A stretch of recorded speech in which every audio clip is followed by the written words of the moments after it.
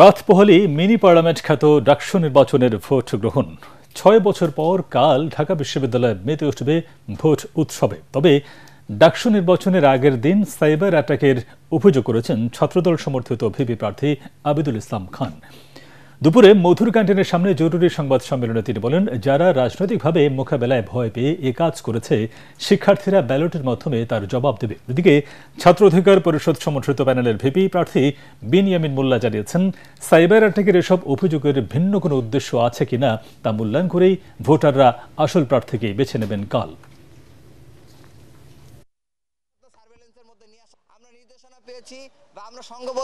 যারা এই অন্যায় পথকে বেছে নিয়েছে, যারা এই প্রপাগান্ডাকে বেছে নিতে চায়, সাইবার বুলিং করে রাজনৈতিকভাবে মোকাবেলা করতে না পেরে সাইবার বুলিং করে মোকাবেলা করতে চায়, প্রিয় ঢাকা বিশ্ববিদ্যালয়ের শিক্ষার্থীবৃন্দ, আপনারা আগামীকাল ৯ সেপ্টেম্বর ব্যালটের মধ্য দিয়ে তার জবাব ইনশাআল্লাহ আপনারা দেবেন, সেটা আমরা বিশ্বাস করি।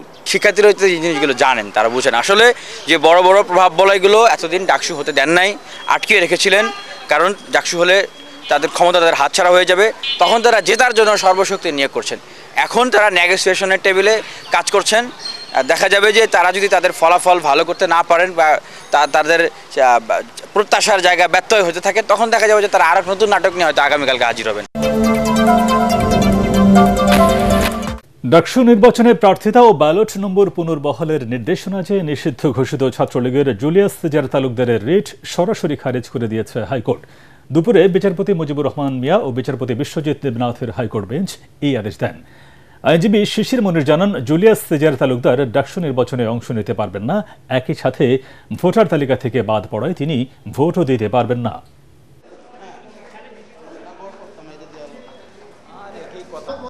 তারা চেয়েছিলেন রুল তার প্রার্থিতা ফিরিয়ে দেওয়ার জন্য, তাকে ব্যালট পেপার দেওয়ার জন্য এবং ভিপি পদে নির্বাচন যেন স্টে করা হয়, সেই জন্যই তারা চেয়েছিলেন।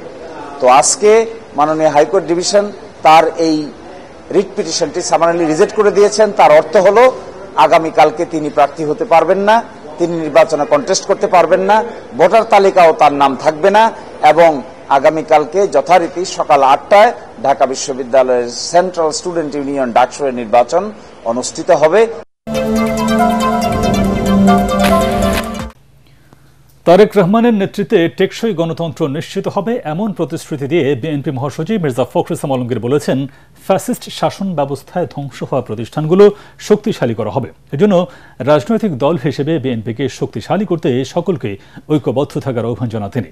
ঠাকুরগাঁও সরকারি বালক উচ্চ বিদ্যালয়ে বড় মাঠে জেলা বিএনপির দ্বিবার্ষিক সম্মেলনের উদ্বোধনী অনুষ্ঠানে মির্জা ফখরুল এসব কথা বলেন। বিএনপির ভাইস চেয়ারম্যান শামসুজ্জামান দুদু ও রংপুর বিভাগীয় সাংগঠনিক সম্পাদক আসাদুল হাবিব দুলু এ সময় উপস্থিত ছিলেন। বিকেলে বিএনপির ভারপ্রাপ্ত চেয়ারম্যান তারেক রহমান সম্মেলনে প্রধান অতিথি হিসেবে বক্তব্য রাখবেন। প্রায় ৮ বছর পর ঠাকুরগাঁও জেলা বিএনপির সম্মেলন অনুষ্ঠিত হচ্ছে।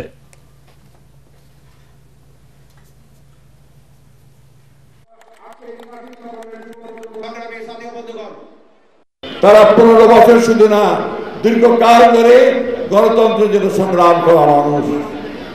আজকে আপনারা যারা আছেন, আপনারা সবাই সেই সংগ্রাম লড়াই করেছেন। এই সংগ্রাম ও লড়াইকে সত্যিকার অর্থে বাংলাদেশের কল্যাণে, বাংলাদেশের জনগণের কল্যাণে কাজে লাগানোর জন্য আমরা রাজনৈতিক দল বিএনপিকে শক্তিশালী করে আজকে এই সম্মেলনের মধ্য দিয়ে আমাদের প্রত্যাশা সেটাই। সাবেক সচিব আবু আলম মোহাম্মদ শহীদ খানকে গ্রেফতার করেছে ঢাকা মহানগর গোয়েন্দা পুলিশ ডিবি।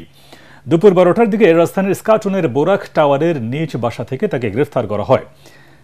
ঢাকা মহানগর গোয়েন্দা পুলিশ জানিয়েছে, শাহবাগ থানায় সন্ত্রাস বিরোধী আইনে করা মামলায় সাবেক সচিব আবু আলম মোহাম্মদ শহীদ খানকে গ্রেফতার করা হয়েছে। আজই তাকে আদালতে সোপর্দ করা হবে। জানা গেছে, রাজধানীতে মঞ্চ ৭১ ষড়যন্ত্রের সংশ্লিষ্টতার অভিযোগে সাবেক সচিব আবু আলম মোহাম্মদ শহীদ খান ও ঝটিকা মিছিলে অংশগ্রহণকারী ৫ জন সহ মোট ৬ জনকে গ্রেফতার করেছে ঢাকা মহানগর গোয়েন্দা পুলিশ। নেপালে সামাজিক যোগাযোগ মাধ্যম বন্ধ ও সরকারের দুর্নীতির বিরুদ্ধে ছাত্র জনতার বিক্ষোভ চলাকালে পুলিশের সাথে সংঘর্ষে মারা গেছে একজন, আহত হয়েছে অনেকে। রাজধানীর কাঠমান্ডুর নিউ বানেশ্বরে পার্লামেন্ট ভবনের সামনে ছাত্র জনতার আন্দোলনের সময় পুলিশের গুলিতে এই হতাহতের ঘটনা ঘটে। নেপালের গণমাধ্যম কাঠমান্ডু পোস্ট জানিয়েছে, এক বিক্ষোভকারী নিহত হয়েছেন এবং আহত অনেককে বিভিন্ন হাসপাতালে ভর্তি করা হয়েছে।